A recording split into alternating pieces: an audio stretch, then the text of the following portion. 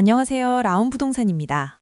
최근 신혼부부분들께서 정책대출을 활용해서 내 집 마련을 하려는 문의가 정말 많이 늘고 있습니다. 그런데 정책대출 종류가 워낙 많다 보니 한 번에 비교하기 어렵고 하나하나 찾아보려면 시간도 많이 걸립니다. 그래서 오늘은 정책대출을 한 번에 보기 쉽게 정리해서 부산에서 내 집 마련하실 때 도움이 될 수 있도록 설명드리겠습니다. 보통 정책대출을 생각하시면 많은 분들이 6억 이하 매물을 기준으로 찾으시는데요. 이때 활용 가능한 대표적인 상품이 디딤돌 대출과 보금자리론입니다. 저는 개인적으로 대출 한도가 가장 많이 나오는 보금자리론을 우선 추천드리고 있고요. 만약 6억을 초과하는 경우라면 신생아 특례 대출이나 시중은행 대출까지 같이 검토하셔야 합니다. 전체적으로 보면 대출은 크게 디딤돌, 보금자리론, 시중은행 이렇게 나눌 수 있는데요. 이 중에서 보금자리론을 추천드리는 이유는 한도가 가장 크게 나오기 때문입니다. 특히 생애 최초의 경우에는 최대 4억 2천까지 가능하고 현재 기준으로 약 4%대 금리로 이용할 수 있다는 점도 장점입니다. 이제 주택가격 기준을 한번 보겠습니다. 보금자리론은 6억 이하라는 조건이 있는데 이건 단순 매매가 기준이 아니라 시세정보, 공시가격, 분양가, 감정평가액, 이 중 하나라도 6억을 초과하면 안 됩니다. 그리고 적용 순서는 가격정보, 공시가격, 분양가, 감정평가액 순서로 보게 되고요. 구입 용도의 경우에는 가격정보 또는 분양가와 실제 매매가를 비교해서 더 낮은 금액을 기준으로 적용하게 됩니다. 여기서 중요한 포인트를 하나 말씀드리면 분양가액은 분양가와 발코니 확장비를 합산한 금액이고 매매가액은 실제로 내가 지급한 금액을 기준으로 합니다.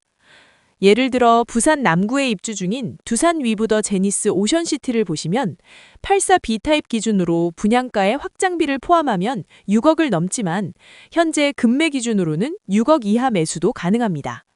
이런 경우에는 보금자리론 신청이 가능합니다. 다만 주의하실 점은 임시 사용 승인 후 6개월이 촉과된 경우에는 적용이 불가합니다. 이제 소득 기준을 보겠습니다. 일반은 연소득 7천 이하, 신혼부부는 8,500만 원 이하. 1자녀는 9천 이하, 2자녀 이상은 1억 이하로 디딤돌보다 소득 기준이 더 완화되어 있습니다. 대출 한도는 일반 3억 6천, 생애 최초 4억 2천까지 가능하고요. 또 하나 중요한 점은 보금자리론은 아파트의 경우 반공제가 없습니다. LTV는 70% 적용되기 때문에 6억 기준이면 최대 4억 2천까지 가능합니다.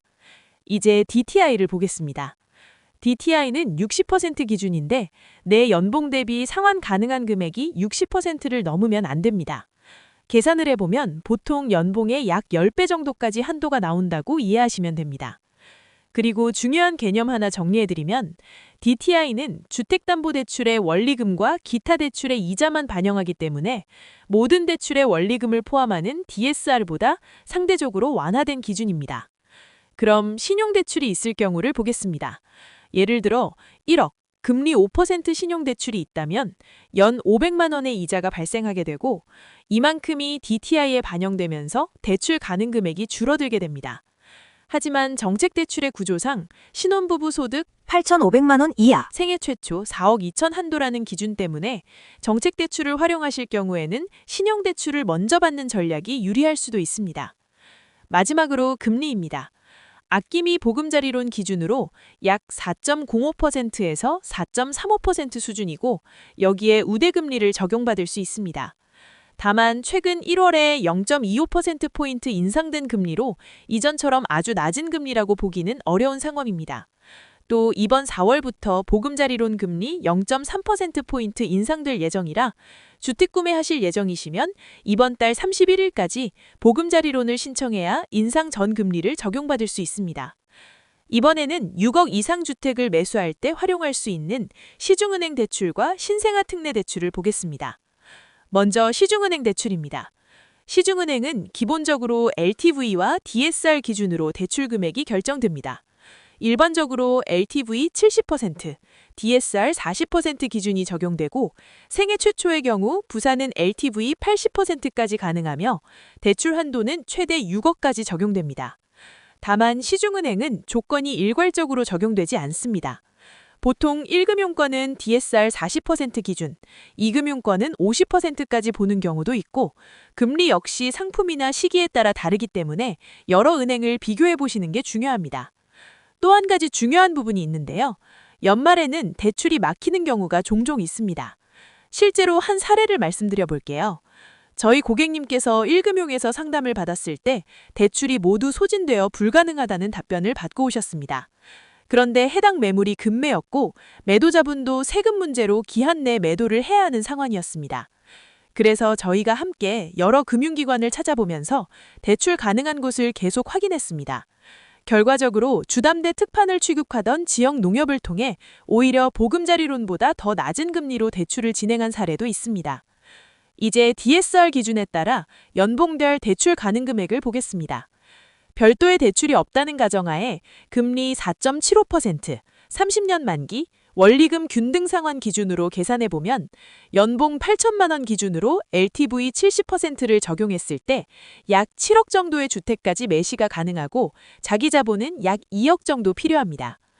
여기서 꼭 주의해야 할 부분이 있는데 DSR은 주택담보대출뿐만 아니라 다른 대출의 원금과 이자까지 모두 포함해서 계산하기 때문에 신용대출 및 기타 대출이 있는 경우 주담대 한도가 크게 줄어들 수 있습니다.